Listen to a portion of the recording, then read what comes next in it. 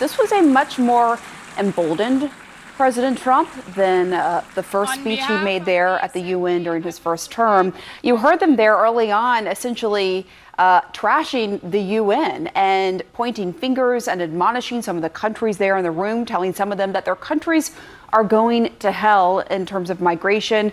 You also you also heard him talk about Palestinian statehood and break from some U.S. allies who are recognizing Palestinian statehood. He said doing so would be rewarding Hamas. He also talked about the war in Ukraine, saying that he thought he could end it because of his relationship with Putin. And he also was really focused on climate change, saying that climate change is a con job. Of course, the overwhelming consensus of the scientific community is that climate change is very real and primarily caused by human behavior. We're going to have Daniel Dale on a little bit later to talk about some of what President Trump said, but I want to start with our Caitlin Collins. Caitlin, what stood out with you with this speech?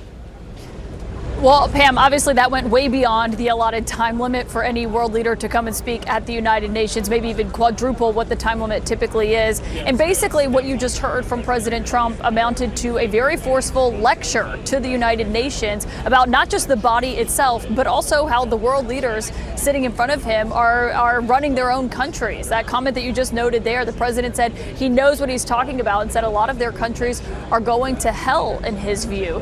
And he started out that speech, Pam, it was quite clear where it was going to go, as he was saying that basically the faulty equipment as he came inside the building here at the United Nations symbolized the uselessness of the United Nations in its current form. He said the United Nations has potential, but that it is not living up to that potential as it is right now. Pam, two things he was talking about. A broken teleprompter, apparently. You could see the president there was reading off of a script in front of him, though he certainly went off script many times during those remarks. But also, as he came in the building, he and the First Lady were going up an escalator. We were actually standing there in the lobby during that moment, and the escalator kind of malfunctioned and stopped halfway through, and they walked the rest of the way up.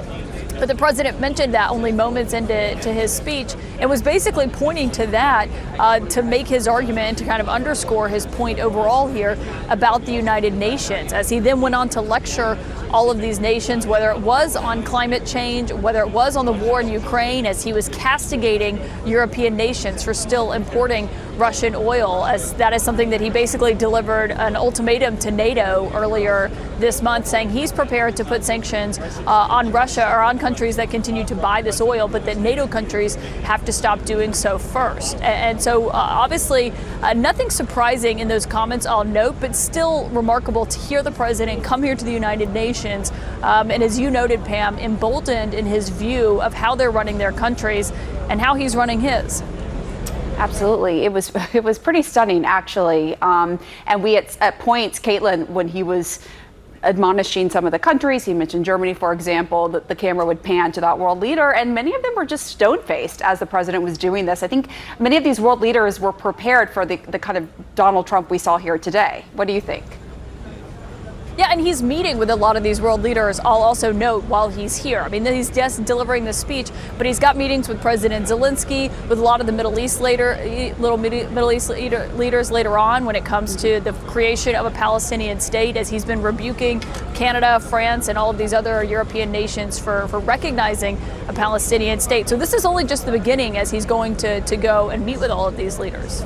And I know you'll be covering all of that. Thank you so much, Caitlin. I want to bring in Christiana before and pick up on what Caitlin was talking about with President Trump essentially admonishing some of these countries when it comes to migration. He talked about how the UN is funding uncontrolled migration. Let's listen to specifically what he said and talk on the other side. It's actually creating new problems for us to solve. The best example is the number one political issue of our time, the crisis of uncontrolled migration. It's uncontrolled. Your countries are being ruined. The United Nations is funding an assault on Western countries and their borders. Christian, what do you make of those comments?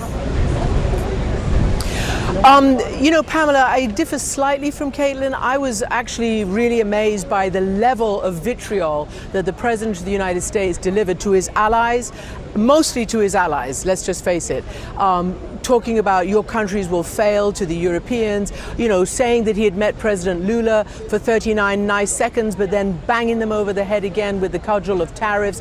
Don't forget, the US has a tariff or a budget surplus with Lula.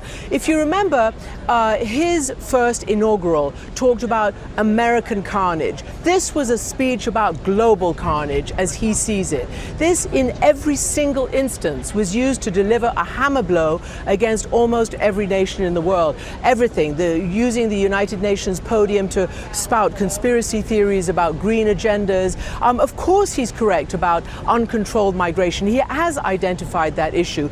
But the way he talks about how your countries will fail, there are many European countries who've actually implemented European standards on various migrations and the rest. And I'm going to be speaking to the Prime Minister of Spain about it, as well about Palestinian statehood. I'm going to be speaking to the Foreign Minister of Brazil about what the President said about Brazil. But it was an incredible broadside, and what wasn't said was how he was going to actually intervene and use American power and its leverage, unique American power and its leverage, to stop the wars that are happening in Europe and in the Middle East. These are the biggest issues plaguing the world right now, apart from the climate and certain aspects of immigration. But he didn't, and he kept saying that, I will sanction Putin when Europe sanctions. Well, let's face it, the countries that buy the most oil from Russia right now are Trump's closest friends and Putin's closest allies. Hungary, Orban; Slovakia, Fico; and Turkey of Erdogan. These are very, very, admired by the President of the United States, and these are the ones who are buying the most Russian oil right now. So it was a very on-script, off-script kind of speech. Some of the things he said when he was on-script were, it was written fairly decently, and some of the stuff that he said when he was off-script went into this idea, as I said, of global carnage and conspiracy theories, and, they're condemned to disaster, they're condemned to failure. These were to his allies. Let's just say one more thing. The President of the United States could do a lot of stuff with allies. It's very, very difficult for the United States to try to achieve what the President says the United States wants to achieve without alliances. And as these nations try to manage Trump in Trump 1.0, you can see by the reaction that the idea of managing Trump and humoring him is over now. They've got to just try to figure out how to weather the worst of this storm and hope that what he says off script is not what he means in bilateral conversations with them. Pamela? Yeah, we'll see, because he has several meetings coming up. We'll see how they go, because several of them are with U.S. allies. And to extend on the point you were making, Christian, how he treated U.S. allies in the room there, he also further isolated the U.S. from U.S. allies when it comes to recognizing Palestinian statehood, saying that doing so would be a reward for Hamas. He also called on Hamas to release all the hostages. Now, I want to play that sound and actually bring in Jim Sciutto after to get his take. Some of this body is seeking to unilaterally recognize a Palestinian state. The rewards would be too great for Hamas terrorists for their atrocities. This would be a reward for these horrible atrocities, including October 7th, even while they refuse to release the hostages or accept a ceasefire. Instead of giving to Hamas and giving so much, because they've taken so much, this could have been solved so long ago.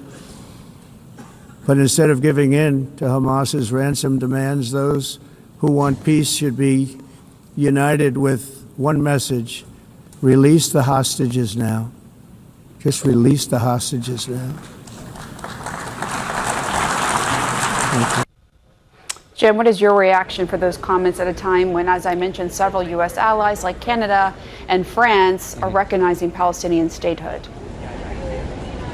Well, that was the one line from the president's speech that got applause from those assembled, because there is, of course, broad and understandable agreement that everyone wants the hostages to come home. The thing is that even from inside Israel and even from inside Prime Minister Netanyahu's own leadership, some of the former leaders, they say that the Israeli prime minister is not prioritizing the hostages, and that by expanding military action on the ground, he's endangering their lives. There are open questions in Israel about Israel's priorities as relates to that war. And Trump himself has expressed impatience in the past with the Israeli leaders' focus on bringing that war to an end. But now, based on his comments today, it does not appear that he is putting any limits or any new pressure on Israel to bring that conflict to the end, acknowledging fully that, of course, Hamas is very much a player in this as well and is the one holding those hostages.